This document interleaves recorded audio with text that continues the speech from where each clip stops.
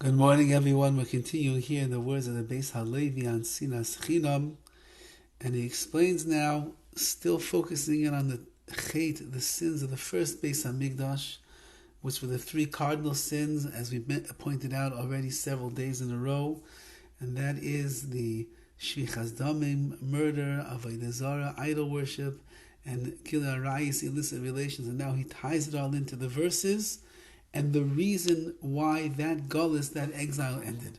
And he says like this, V'zeu shamar hakasav, like it says in the verse that we're quoting from Eicha, the bebayis rishayin chet chatu Yushalayim, in the first Beis Hamikdash, Yushalayim itself sinned a sin. Alkein l'nida haisa, and therefore Yushalayim is compared to a woman who is in nida. She's menstruating.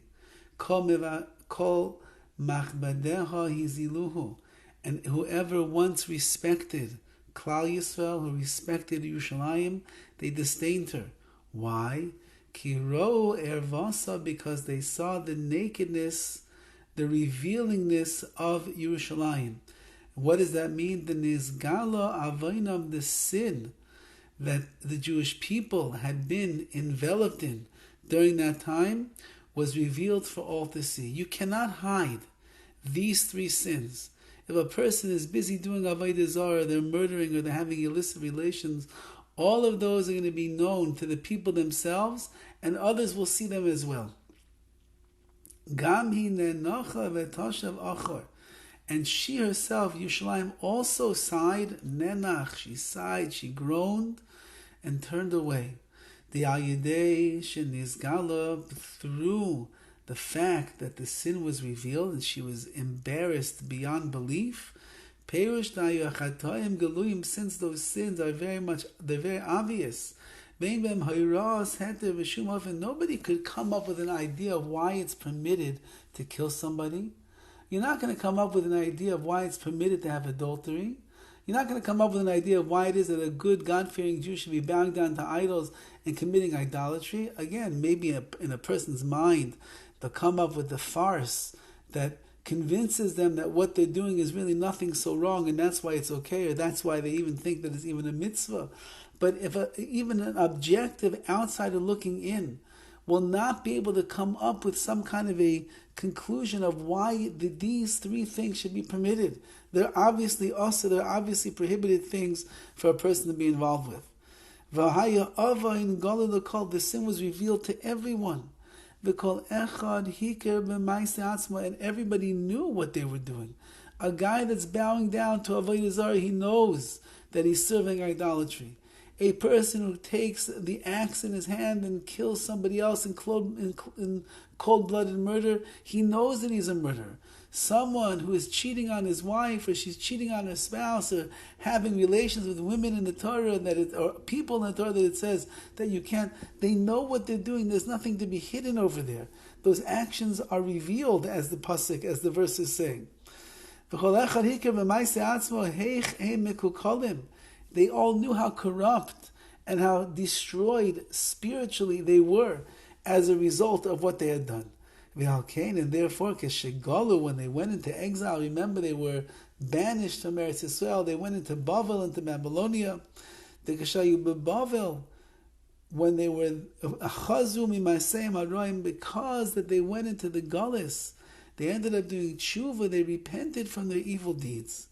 That's the whole thing, that you can only do Teshuva if you recognize that what you are doing is wrong. If you do not recognize that what you are doing is an Aveira, then you have no reason at all to do Teshuva. Ukashayu beBavel, when they were in Bavel for 70 years, they didn't have these three sins together with them. They left them at the gates of Yerushalayim. When they left, they realized that's why they're being punished, and that's why there's destruction, and that's why there's chorban, and there's so much death, and therefore they left them. V'zeu sha'amar, like it says in the pasuk, Gami nenacha maseha. She also sighs, she groans over her deeds.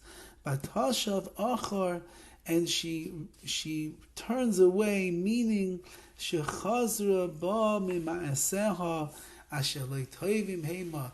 she, Tzia, and Yerushalayim, and all of Klal Yisrael that was enveloped in the Chet, in these three terrible sins, they realized that they did wrong, and they began to amend their ways, and they did Teshuva. And as a result of the Teshuva that they did, HaKadosh Baruch Hu ushered in a Geula, redemption. He brought them back to Yerushalayim, and they built the second Beis HaMikdash, and they were living in glorious times once again. All because the sins were revealed.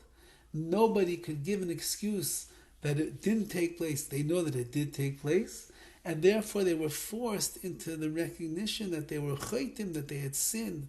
They made mistakes and they had to amend their ways, and the only way to do that is real tshuva, shlema, complete tshuva, and they did that.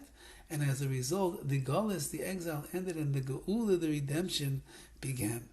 Now this is going to be, as the Beis HaLevi will explain Be'ez Hashem tomorrow, this is where we're going to see the difference between the three cardinal sins of the first Beis HaMikdash and the one sin of Sinas, Chinam, baseless hatred that was found in the second Beis HaMikdash. Why the first one there was tshuva and a geula and a redemption, and why in the second one there has been no tshuva and there has certainly not been a redemption as yet either. Have a wonderful day.